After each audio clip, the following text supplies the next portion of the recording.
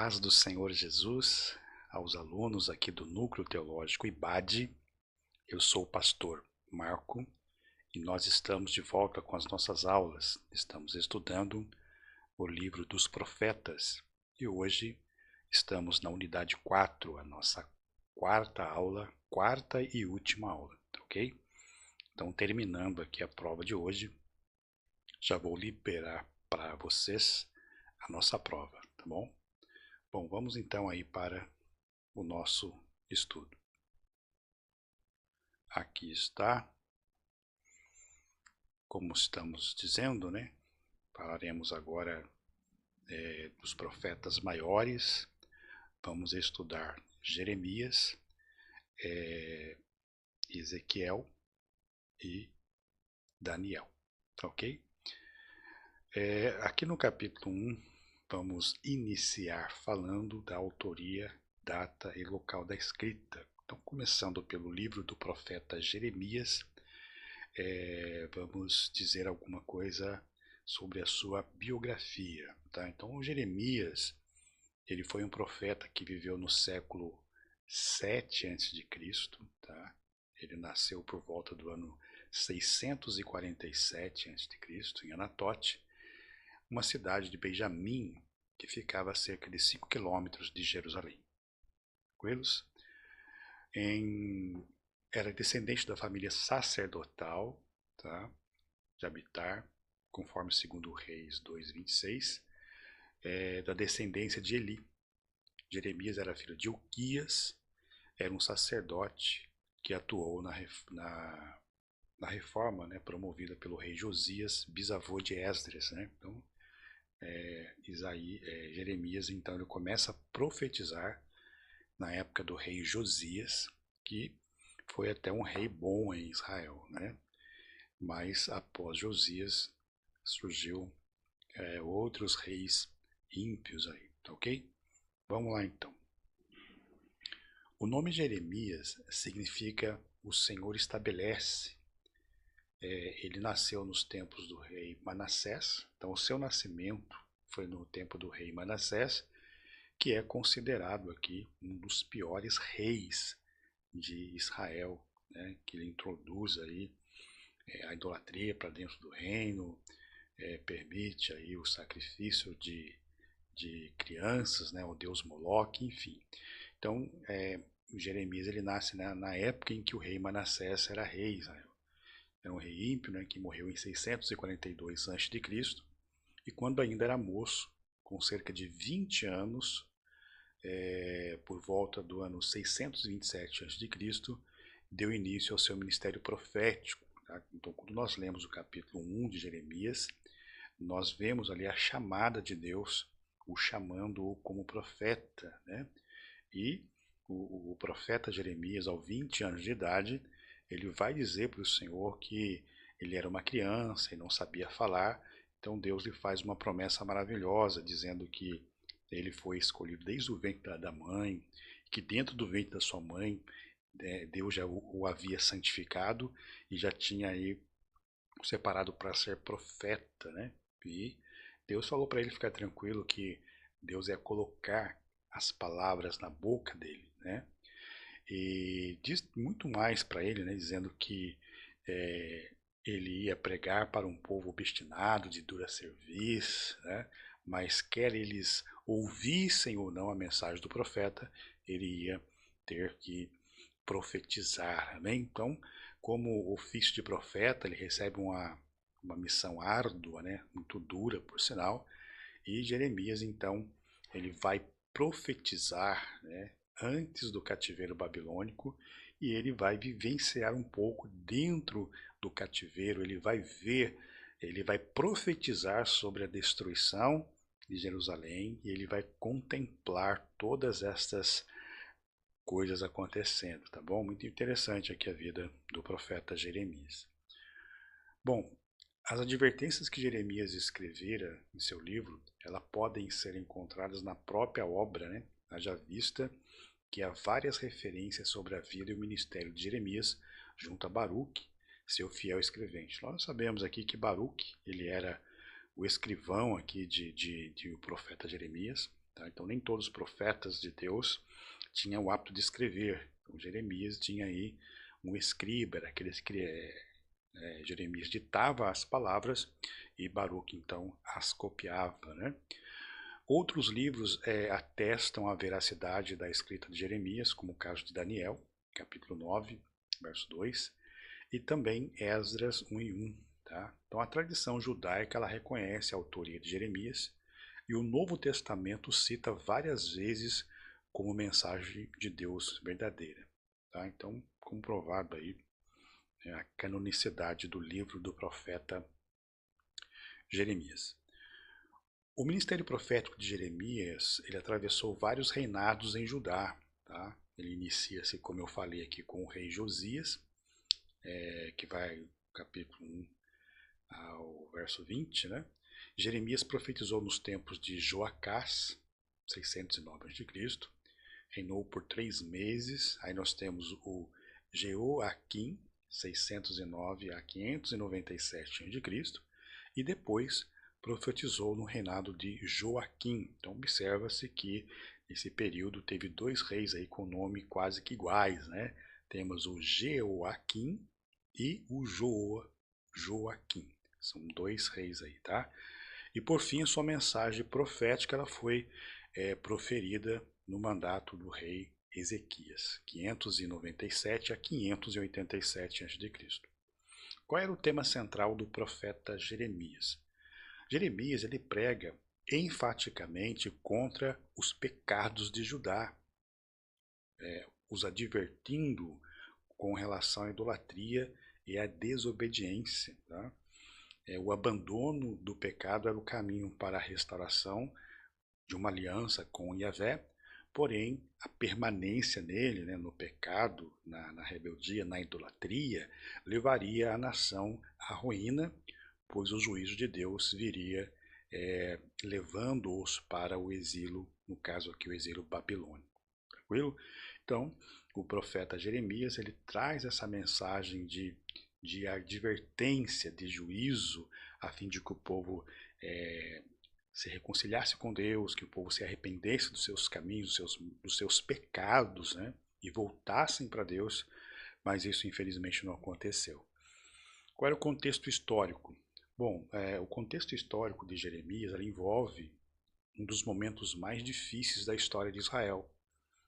Tá? Reis idólatras estiveram no comando da nação, levando o povo ao abominável pecado da substituição, colocando deuses no lugar que deveria ser exclusivamente de Yahvé, né, o Deus Todo-Poderoso. Amém? Bom, o contexto religioso ou espiritual, tá? Além da nação estar totalmente entregue à idolatria, havia também roubo, irresponsabilidade social, pois os órfãos e as viúvas eram negligenciadas, né? A imoralidade sexual altamente presentificada, mortes, corrupção, falsas promessas e profecias, religiosos e sacerdotes corrompidos. Olha só como estava o contexto religioso e espiritual daquela época, né? A justiça com balança injusta que favorecia os ricos que viviam regaladamente por meio de opressão aos pobres, falsificação da lei por escribas, alianças políticas com outras nações como o Egito, a Síria, dentre outros pecados. Né? E aqui a hipocrisia era tamanha e Jeremias, então, Jeremias ele sinaliza, né, que não haveria um justo na cidade. Então, percebe que o contexto, tanto político, religioso, espiritual, estava em profunda decadência, né? E o profeta ele vem orientar o povo, ele vem exortar o povo, mas não houve arrependimento. Bom, o capítulo 2, ainda falando do profeta Jeremias, ele é também conhecido como o profeta das lágrimas, né? E a gente vai ver o porquê, tá? O capítulo 1, como eu já falei, apresenta o chamado de Jeremias, que ocorreu quando ainda estava no ventre da sua mãe, né, do jovem, e tal chamado fora ratificado, e ao ter consciência disso, o profeta sentiu-se incapaz como uma criança, como já dissemos no início aqui, tá ok? Deus escolhera Jeremias para ser o mensageiro. Ele deu duas visões que estavam intimamente ligadas ao que o Senhor queria que o profeta soubesse, ou seja, da convicção do seu chamado e da certeza da proteção do Senhor. Então, o Senhor prometeu a Jeremias, né, que seria o seu auxílio, o seu ajudador. Deus estaria com ele não estaria sozinho nessa caminhada, né, nesse ofício de profeta. E então Jeremias ele teve aqui duas visões concernente à sua chamada, concernente ao seu ofício. Então a primeira visão, ela está registrada nos versículos 11 e 12 e trata e fala da amendoeira, né? Esta árvore era a primeira que se despontava na primavera, sendo que a mesma, né, da mesma forma, o ministério de Jeremias rapidamente cresceria e se desenvolveria. Então essa primeira visão da amendoeira, como dissemos aqui, era uma árvore, né, que na primavera ela se despontava rapidamente. Então o ministério profético de Jeremias seria como essa amendoeira, né? Ela ia crescer, ela ia se expandir, tá ok? De uma maneira muito rápida. Bom, já a segunda visão da panela que estava fervendo, nos versos 13 a 15, a panela era utilizada para cozinhar, portanto era posta sobre o fogo que tinha suas brasas sopradas à medida que o vento lhes batia.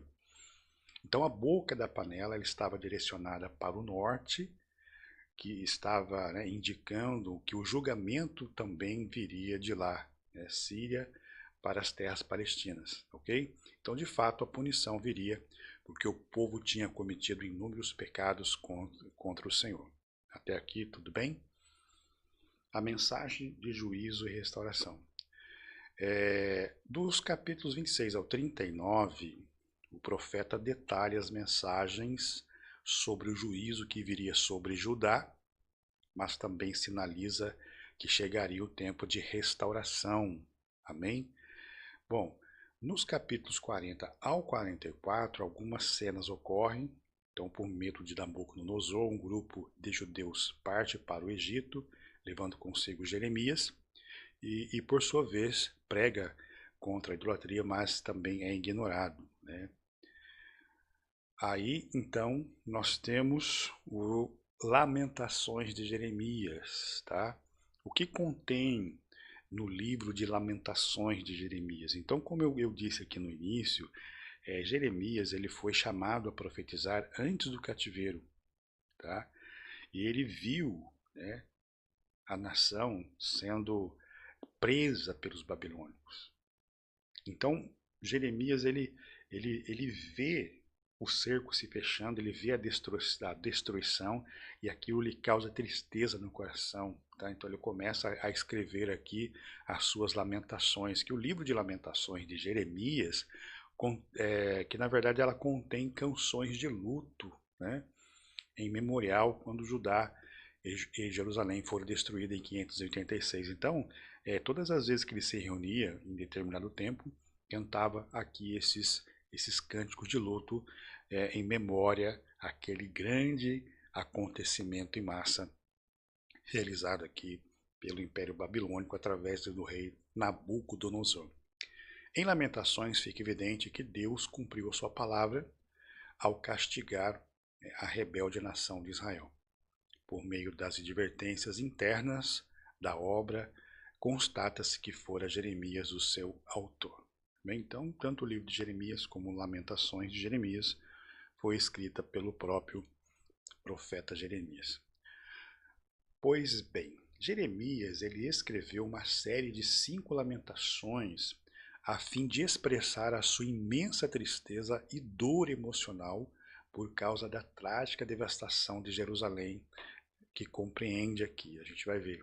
Então você entende que esse momento de Jeremias é de profunda dor, de profunda tristeza, né? Talvez é lógico que não foi fácil para ele ver o seu povo sofrendo daquela forma, né? Então nós temos aqui, como eu disse então, são 5 lamentações, né? São postas como 5 lamentações. E nós vamos ver aqui que o primeiro estado de Jerusalém, né, ela foi destruída por causa do pecado. O lamento número 2, né, julgamento divino, a ira de Deus veio sobre a cidade. Aqui o lamento 3, a justiça divina, né, a justiça frente às mazelas do povo. Lamento 4, né, o caráter pecaminoso de Judá. Então a glória e a vergonha de Jerusalém. E o lamento 5 é o clamor dos restantes desejos de Jeremias, é de ver Jerusalém restaurada. Amém? Prosseguindo então, nós falaremos agora de um outro profeta, que teve um papel também muito importante nesse período, que é o profeta Ezequiel. É o profeta que comeu o livro, né? Nós vamos ver isso aí. A autoria da data local da escrita, Ezequiel significa Deus fortalece, e não aparece em nenhum outro livro da Bíblia, tá?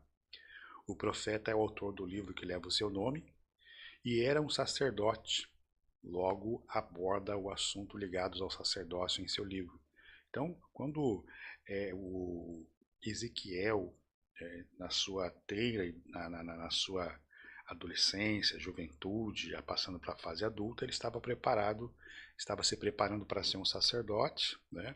E ali então na terceira leva para o exílio babilônico, ele é levado junto também.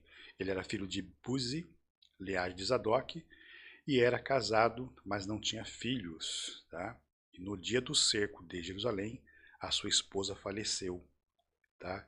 E foi levado cativo para a Babilônia em 597 a.C. por Nabucodonosor. Então aqui já começa, né, a fase trágica do profeta, porque no dia em que se deu o cerco da Babilônia, né, de manhã à tarde a sua esposa faleceu.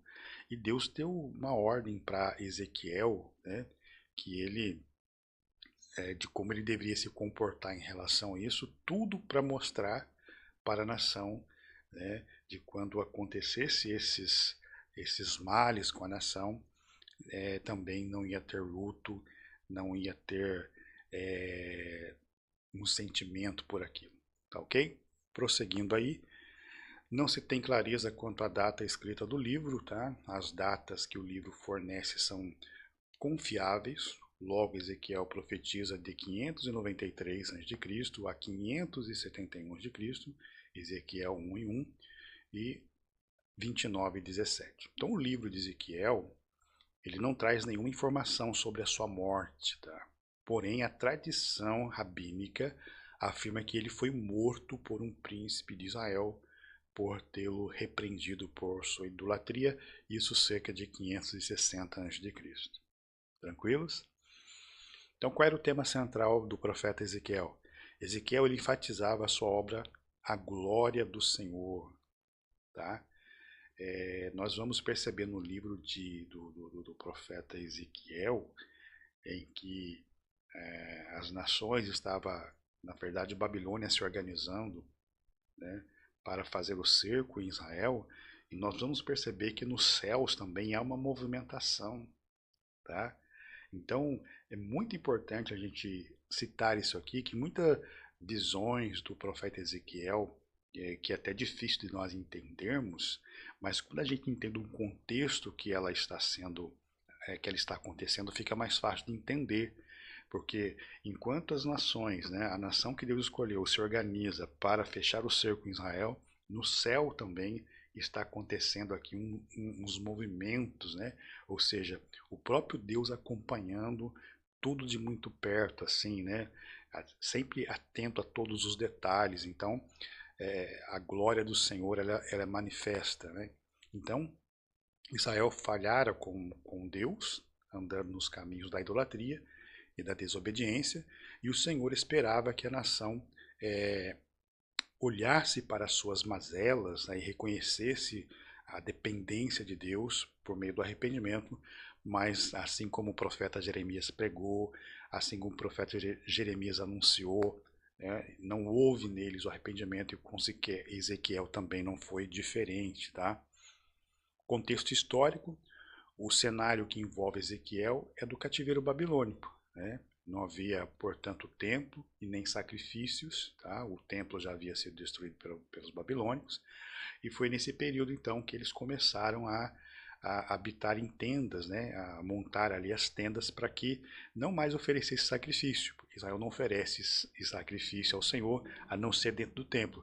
Mas aqui, nessas tendas, então eles começavam a estudar a palavra do Senhor, né? Tá ok? E Ezequiel também foi um conselheiro para eles aqui nesta ocasião.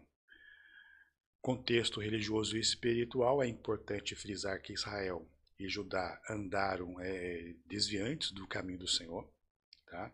Como tem sido apresentado nessa disciplina, a nação cometeu toda sorte de imoralidade e idolatria, a começar pelas maiores autoridades da nação política, né? Como reis pervertidos espiritualmente, salvo raras exceções e por sacerdotes que profanavam o altar do Senhor. Tranquilos? Prosseguindo aí então, análise dos principais aspectos do livro de Ezequiel. Nas primeiras partes da análise do livro, ter-se-á três primeiros capítulos do livro de Ezequiel. Até o presente está claro e evidente que Ezequiel foi chamado por profeta em um cenário deprimente, pois a nação receberia uma dura mensagem por sua desobediência e o desleixo espiritual, tá ok? E a mensagem assimilada deveria estar cravada em seu interior, de maneira que o simbolismo disso esteve na ordem para que ele comesse o rolo. Então, esta ordem que Deus dá a Ezequiel para que ele comesse o rolo, era porque ele teria uma missão árdua, né? De estar ali profetizando, tá ok? Ele tinha que estar cheio da palavra. E para nós aqui cabe uma orientação para os pregadores, os ensinadores da palavra de Deus. Esse texto ainda ecoa para os nossos tempos, amém, irmãos? Então nós precisamos comer a palavra de Deus, não no sentido físico, né? No sentido material, que a gente tem que comer um pedaço de papel, não é isso. Mas comer da palavra, comer o rolo, comer o livro, é estar cheio, é estar lendo, meditando, se enchendo da palavra de Deus, para que nós possamos também transmiti-la de uma forma verdadeira, de uma forma genuína, como Deus orientou. Amém? Prosseguindo então, aí nós temos as visões, né? Aqui no caso, a mensagem assimilada deveria estar cravada no seu interior, então vamos lá. As asas das criaturas em movimento apontavam para o cumprimento dos propósitos, então vamos lá. As mãos que estavam nos seres viventes indicam ação e poder, então o Espírito de Deus conduzia esses seres viventes com poder e providência, né? Então as rodas de cada ser vivente formavam uma carruagem que ia para todo e qualquer lado. Então se observa, eu estou falando desse movimento que está ocorrendo no céu, tá? E tudo está dentro do controle de Deus. Aqui na terra está acontecendo uma preparação, os babilônios estão se organizando para tomar a Jerusalém e Judá. E como eu disse, no céu está acontecendo esses eventos aqui. Então acima dos animais havia uma plataforma com uma safira, e sobre o trono estava um ser que tinha a semelhança de um ser humano, um homem com a glória, majestade e resplendor, de fato a glória do Senhor. Então esse é o tema da mensagem, ok? Por fim, Deus anuncia que a missão de Ezequiel era dura, pois transmitiria sua mensagem, passaria por lutas e tribulações. Ele deveria declarar fielmente a palavra do Senhor, ao passo que outras vezes será necessário ficar em silêncio. Olha que interessante, né? E isso representa que o profeta falaria somente no momento certo, a palavra certa, somente aquilo que o Senhor manda falar. Que isso possa ser também, né, irmãos, a direção, né, do homem de Deus, da mulher de Deus, aqueles que são titulados como os mensageiros, né? Que possamos falar a palavra de Deus realmente quando Deus mandar falar. E estar em silêncio quando Ele mandar ficar em silêncio. Amém? Isso ocorreu com o profeta Jeremias. Bom, o profeta que comeu o livro, então vamos lá. Profecias para Judá e Jerusalém. As profecias referentes a Judá e a Jerusalém estão dispostas no capítulo 4 a 24 de Ezequiel. A profecia de Ezequiel, que vai do capítulo 4 a 24, acontece entre a segunda e terceira leva, tá? Nós falamos aqui que o cativeiro babilônico ele se dá em 3 ocasiões, né? A primeira turma, a segunda turma e a terceira turma. Então Ezequiel ele vai nessa terceira leva de pessoas. Profetas falsos se levantaram para dizer que Jerusalém não seria destruída. Tanto para o profeta Ezequiel como para o profeta Jeremias surgiram falsos profetas dizendo que o cativeiro babilônico não ia durar muito tempo, que Deus ia entrar com a provisão e que Deus ia os livrar das mãos dos babilônicos, e a gente percebe que isso era uma mentira, era uma falsa profecia. Tá? Deus já havia decretado pelo ministério do profeta Jeremias que esse cativeiro duraria então cerca de 70 anos. Tá? E quando estas pessoas, né, cativas recebiam essas falsas profecias, nascia ali no coração deles uma esperança, tá? De que realmente eles iam ser libertos daquela situação. Fato é que até desprezaram os verdadeiros profetas. Tá? Eles achavam que Jeremias e Ezequiel eram traidores, porque estavam aceitando a imposição do Império Babilônico, e nada disso. Né? Então Deus falou que tinha um período de 70 anos, e isso ia se cumprir. Então, tanto no ministério profético de Jeremias, quanto no ministério profético de Ezequiel, vão surgir vários profetas profetizando tudo ao contrário do que eles haviam profetizado, como que não é também diferente nos dias de hoje, ok? Bom, a seguir uma breve exposição dos atos simbólicos que apontavam para a destruição de Judá, apresenta-se o texto, né, a simbologia e a interpretação de cada símbolo. Então nós temos aqui as revelações, as visões que ele teve, né, que é o mapa de Jerusalém no tijolo, com o exército lhe atacando, significava a força da Babilônia, ok? Nação muito poderosa, no auge aí do seu poder, da sua potência, né? Deitar-se ao lado esquerdo por horas, cerca de 390 dias, significava que os pecados da nação de Israel, certo? Os dias representavam anos, olha só. Deitar-se do lado direito por horas, cerca de 40 dias, significava os pecados do reino sul de Judá. Os dias representavam anos. Então, essas são as visões, né, que ele vai ter, essas ordens que ele recebe do Senhor, e cada ação do profeta simbolizava um acontecimento na vida da nação. Tranquilos, o pão com farinha e outros cereais misturado com esterco de vaca significava a escassez de alimento que viria em Jerusalém. Com esse ataque da Babilônia, eles iam ficar escassos de alimento. Tá? É por isso que o profeta Jeremias vai chorar quando vê tudo isso, vai se lamentar quando vê todos esses acontecimentos.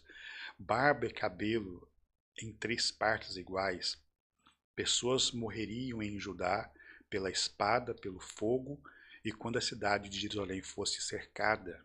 Aí você começa a entender, tá, irmãos, porque o profeta Jeremias ele escreve o livro de Lamentações de Jeremias. Ele vê todas essas coisas acontecendo. Ele vê o povo morrendo de fome, ele vê o povo morrendo queimado, com espada. Ele contempla tudo isso, o templo sendo destruído, os muros de Jerusalém sendo derrubados, ok? Lamento com golpes dados com mãos e pés, né? É a consternação da nação frente aos males que sobreviriam. Então tá aí, tá? Esses acontecimentos do livro do profeta Ezequiel. Aí nós temos as parábolas de Ezequiel, tá? O profeta Ezequiel ele proferiu 6 parábolas que significavam o fim de Judá, que seria punido severamente pelos seus inúmeros pecados, sobretudo a idolatria e a desobediência. Então a videira inútil, registrada no capítulo 15, dos versos 1 ao 8, não servia para nada, a não ser para ser queimada. Tá? Então, isso aqui simbolizava a nação de Judá. Né? Aí nós temos aí as duas águias, refere-se à Babilônia e ao Egito. O cedro piedoso fala de um tempo de bênção e proteção, onde a abundância reinará. A figura do cedro aponta para Cristo, tá? O Messias, enquanto o nome é Monte Sião. A parábola da leoa e os seus filhotes tem sido interpretada da seguinte forma. A leoa seria Hamutal, que foi esposa de Josias, mãe de 3 reis de Judá, Joacá, Joaquim e Zedequias, e por fim as 2 irmãs pecadoras. Né? E aí estão os textos, tá, irmão? Refere-se a Samaria e Aloá, Jerusalém, certo? Então Samaria, Aloá, Jerusalém, Aolibá. Eu sempre falo aqui para os nossos alunos, tá, irmãos, que aqui é um resumo da nossa aula e que os nossos alunos, ao assistirem essas aulas, tenham em mãos aí o seu livro, o seu material didático, o seu caderno, a sua caneta, para você fazer as suas anotações, tá ok? Então não perca, o nosso livro é muito rico em conteúdo e tem muitas informações muito importantíssimas para as nossas vidas. Bom, continuando então com as parábolas, né, os capítulos que vão do 33 a 48, verso 34, representam as bênçãos e a restauração que viriam sobre o povo e as nações nos tempos finais da humanidade. Tá? Isso já é uma profecia de restauração lá para o tempo do milênio. Tá? Então Ezequiel entrega ao povo as boas novas de Deus. Haverá o dia em que, proveniente de todos os lugares do mundo, o povo de Israel será reunido em sua terra e outra vez se tornará uma nação importante. Ezequiel fala aos judeus que eles serão pastoreados por um pastor maravilhoso, e esse pastor é o Senhor Jesus Cristo. Então nós sabemos que esta restauração final, né, que é profetizada tanto pelos profetas menores, os profetas menores, eles trazem sempre uma mensagem de juízo, né, de condenação, mas junto com uma restauração que viria, e esta restauração viria por Cristo. E a restauração final deste povo se dará então no período do milênio, né? Como nós acreditamos, primeiro haverá o arrebatamento da igreja, certo? A igreja sendo arrebatada, surgirá o tempo então de um período da grande tribulação, um período de 7 anos, dividido aí em 3 anos e meio, falsa paz, depois os 3 anos e meio finais, que seria então um período tenebroso, que a Bíblia vai dizer que é um período que nunca se ocorreu desde o início do mundo, tá ok? Então, findando o período da grande tribulação, esse período de 7 anos de tribulação, estaria então instalando o reino milenar de Cristo, tá?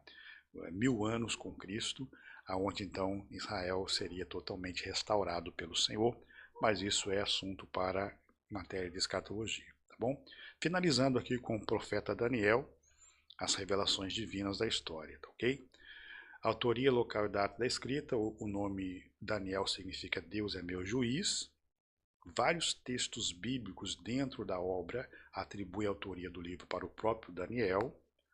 E além disso, os mestres evangélicos geralmente identificam o autor desse livro como Daniel, mencionado em Ezequiel, certo? Onde cita juntamente com Noé, Jó, como exemplos deste homem justo. Então, claros até aqui. Daniel era descendente de uma família real de Judá. Sua família pertencia à nobreza da classe alta, tá ok? Pode ser que ele tenha nascido em Jerusalém. Na adolescência, entre 15 e 16 anos, foi levado para a Babilônia, a fim de aprender a cultura caldeia e fazer o serviço de meditação entre os judeus que seriam transportados para lá. Tá? O livro foi escrito na Babilônia por volta de 535 a.C. Vamos lá então. Qual era o tema central do profeta Daniel? Daniel escreveu o seu livro para motivar os judeus que estavam no cativeiro babilônico, demonstrando que Deus tinha um plano para eles, antes e depois do domínio dos gentios sobre ele. Então, olha bem que o povo sendo levado cativo, mesmo dentro do cativeiro, Deus ia cuidar deles. Essa era a promessa. que se ele se comportasse bem, né, Deus ia cuidar deles no cativeiro como cuidou. Amém, irmãos? E Daniel estava ali, né? Ezequiel como conselheiro, Daniel ajudando nessa questão também. Então, a soberania de Deus é o centro desse livro e pode ser vista em ação aos âmbitos espirituais e religiosos. No relato dos acontecimentos da vida de Daniel e seus amigos, a ênfase está na vida de fé em um mundo cada vez mais hostil. Então é muito importante a fé, né, o testemunho desses jovens, longe da sua nação, longe da sua pátria, né, longe de tudo ali que eles aprenderam. Então eles mostram ali um ato de fé verdadeira, genuína, né? Os seus 3 amigos sendo lançados ali na fornalha de fogo ardente, Daniel sendo lançado na cova dos leões, enfim, tudo isso é importante se destacar, né? Contexto histórico, né? Nos tempos de Daniel, a Síria, essa temida nação, essa temida potência, né? Ela começa a perder a sua força política, tá? Econômica, sobretudo imperial. Então, Nínive ela foi sucumbida em 612 a.C., tá? E agora, então, elas a Babilônia se desponta como um poderoso império, tá? E nele, então, que Daniel desenvolve a sua vocação e chamada. Então, os assírios foram bem vencidos aqui pelos babilônicos, tá ok? E essa queda dos impérios, tá? A gente vai ver um pouquinho mais à frente, tem tudo a ver com o sonho do rei Nabucodonosor de uma grande estátua, né, com a visão de Daniel dos 4 animais ferozes, tá ok, irmãos? A gente vai ver aqui então, né, a Babilônia, os assírios, depois Babilônia, depois os medo-persas, enfim. Muito interessante essa história, né?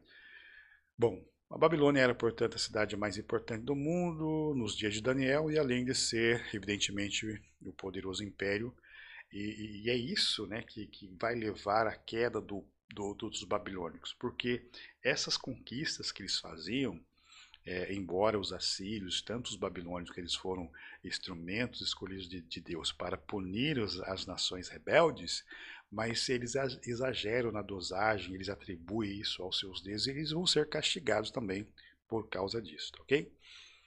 Bom, a Babilônia era um centro de idolatria onde abundava o sincretismo politeísmo, né? As pessoas criam em deuses superiores, deuses inferiores, bons, maus, com aparência humana, animal e ambos, né? Então esse era o tipo de ídolos com que eles adoravam, tá ok? Os status de cada divindade estava atrelada à importância que uma região ou cidade tinha, ou seja, quando a maior glória e fama tinha uma cidade, tal honraria era atribuída ao seu Deus, como acabei de citar aqui o caso da rei Nabucodonosor, né, dedicar todas essas conquistas a esses deuses, né? Então, apesar de todo este contexto idólatra, a Babilônia foi um local onde surgiram as conhecidas sinagogas, né, amplamente difundidas no tempo do Novo Testamento. Então é ali que surgem as sinagogas, como eu disse, tá? Eles se reuniam ali não mais para oferecer sacrifício, mas ali servia então para fazer a leitura da lei do Senhor e ser estudada ali a lei de Deus, tá ok? Daniel possui 2 visões ou sessões em seus livros, a parte histórica, capítulo 1 ao capítulo 6, e a profética, capítulo 7 ao 12. É preciso ler os capítulos 2, 7 e 8. Lembra que eu falei da visão do sonho do rei Nabucodonosor com os animais visto por Daniel? Então, esses sonhos do rei Nabucodonosor com a visão que Daniel tem são, tem uma relação entre elas, tá? Então, vamos lá. É preciso ler o capítulo 2, 7 e 8 em conjunto, haja vista que eles apresentam a realidade do mundo político, tá? Essa estátua, né, que o rei teve lá, o sonho, e seus reinos moral e espiritual correspondente a cada império, certo? Nós vamos ver aqui, olha. Agora é imprescindível que se volte a olhar para os capítulos 2, 7 e 8 de Daniel. Esses 3 capítulos, eles formam uma unidade que trata do reino dos gentios, tá? De maneira que o capítulo 2, essa estátua da profecia, refere-se ao reino político de cada império.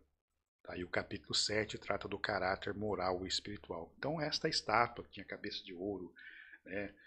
Cada parte do seu corpo era de um material. Isso simbolizava, né, cada império, certo? E esse império, né, a visão do profeta Daniel, ele vê uma pedra que é atirada, né, e essa pedra bate no pé da estátua e essa estátua então ela se desmorona. Isso significa então essa pedra simboliza Cristo, tá ok? E esses reinos que vão caindo, né, são os assírios, os babilônicos, os medo-persas.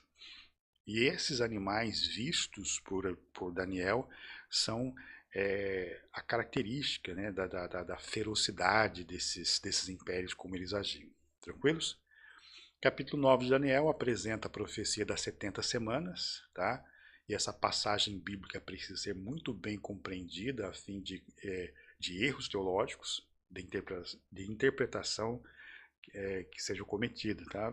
Na verdade, já muitas pessoas cometeram muito erro em relação a essa profecia do livro do profeta Daniel, tá? Daniel, ele foi levado jovem, né, para a Babilônia. E ele lendo, olha só, o profeta Daniel lendo as profecias de Jeremias, e ele lê que as profecias de Jeremias durariam o que? 70 anos. Então, Daniel aqui já estava já avançado em idade, ele está lendo lá as profecias do profeta Jeremias e ele vê que estava prestes a se cumprir, só que nada tinha nenhum sinal, né? Nenhum sinal de que alguma coisa ia acontecer. E é nesse contexto então que Daniel vai buscar o Senhor. Amém? É nesse contexto então que Daniel vai buscar a Deus. Ele queria saber o que significaria essas 70 semanas. Aí o anjo vai lá, se apresenta, explica detalhe por detalhe o que ia ocorrer. Amém? Tranquilos até aqui? Então, Deus vai falar para Daniel, né, que Deus estaria preparando aqui uma nação, que agora os assírios, né, os medo-persas, né, com o rei Ciro que foi profetizado pelo profeta Isaías 100 anos antes dele entrar em cena. Então Deus levaria aqui o rei Ciro, do Persa, que ia invadir a Babilônia, certo? E ia então, nesse dado momento, livrar o povo para que retornasse à sua nação, para que reconstruísse primeiramente os muros, o templo, e assim como tem acontecido, tá ok? Então essa contagem, né, dos 70 anos do cativeiro, que ela tem uma profecia para o tempo do fim, ela se dá início então nesta ordem que o rei Ciro dá para que o povo retornasse para Jerusalém, tá ok? Então, 70 semanas equivale a 490 anos, ou seja, 70 vezes 7 anos, tá? Essa contagem ela teria início a partir da reconstrução do Muro de Jerusalém, primeira leva, com Zorobabel, com a ordem de reconstruir o templo, ok? Então, essa data, essa profecia, ela dá esse início. A partir do momento que eles retornam para Jerusalém, inicia-se esse período, certo? Então, para entender, olha, essa contagem teria início a partir da reconstrução dos muros de Jerusalém, e que equivalia a 7 semanas, ou seja, 49 anos, certo? Vamos lá. A segunda fase, que levaria 434 anos, corresponde a 62 semanas.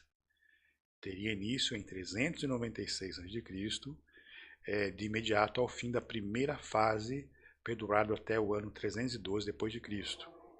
Então a somatória da primeira semana com a segunda semana equivale a 483 anos. Olha que interessante, tá? E é importante reiterar que as 70 semanas são pertinentes à nação de Israel. As profecias desta última semana irão se cumprir cabalmente no futuro. Então você percebe que nessa contagem a partir do momento em que o rei dá ordem para a reconstrução do templo, até a vinda de Cristo, certo? 69 semanas. Tá? Então, olha que interessante, tá, irmãos? Então, Israel é o relógio escatológico de Deus. Tá? Então, a partir do momento em que o rei Ciro dá ordem até a vinda de Cristo, 69 semanas. Então, esse período, né, em que Cristo vem, ele morre e ressuscita, certo? E vai ao céu, para-se o relógio escatológico de Deus. Entende-se então que esse é o período dos gentios. Amém? Esse é o período dos gentios, é o período em que Deus está dando para que as pessoas se convertam, mas olha só, né? Esse relógio escatológico de Deus, ele só vai voltar a funcionar quando a igreja for arrebatada. E aí vai ocorrer essa última semana, que são os 7 anos finais que falta se cumprir, que são os 7 anos da tribulação. Amém, irmãos? Ficou claro aqui? Então, o que está faltando para que volte a contar a última semana? Só está faltando o arrebatamento da igreja. Amém? Então, há pessoas que acham que o arrebatamento da igreja vai acontecer há muitos anos distantes. Não, irmãos. Os sinais, tá? Da vinda de Cristo, da volta de Cristo, está muito frequente. Tá? As coisas estão acontecendo de uma forma assim muito abrangente, ok? Então, assim que a igreja for arrebatada, dará início então da última semana de Daniel. Tranquilos? Mas esse assunto seria para um assunto, né, quando nós estivermos estudando aí a escatologia, tá ok? Então a visão escatológica, chamada pré-tribulacionista, por exemplo, que essa é a que nós defendemos, né? Defende que a igreja não passará pelo período da grande tribulação e que a última semana será então dividida em 2 fases, né? 3 anos e meio falsa paz e os últimos 3 anos e meio então a terrível tribulação. Amém? Bom, finalizar o estudo dos profetas é sem dúvida encerrar um ciclo de aprendizado e experiências múltiplas. Cada profeta, cada homem de Deus deixou marcas, né, indeléveis para a posteridade e eles revelam os propósitos de Yahvé para aqueles dias, como se estivesse escrevendo para esta geração. A nossa orientação é que possamos estar preparados, tá, irmãos? Não vou entrar em mérito aqui, né, dos mides, dos pós-tribulacionistas, amém? Mas, seja em que fase for a vinda de Cristo, nós precisamos estar preparados. Não estar se preparando, amém? Temos que estar preparados. Então, encerrando aqui esta aula, tá? Eu agradeço aos alunos aí que têm sido assíduos aí nos seus estudos, né? Muitos de vocês aí mandam perguntas, né? E nós respondemos aqui com o maior prazer. E terminando aqui então, já vou liberar para vocês a prova, tá bom? Bom estudo, boa prova a todos e até a próxima aula, em nome de Jesus.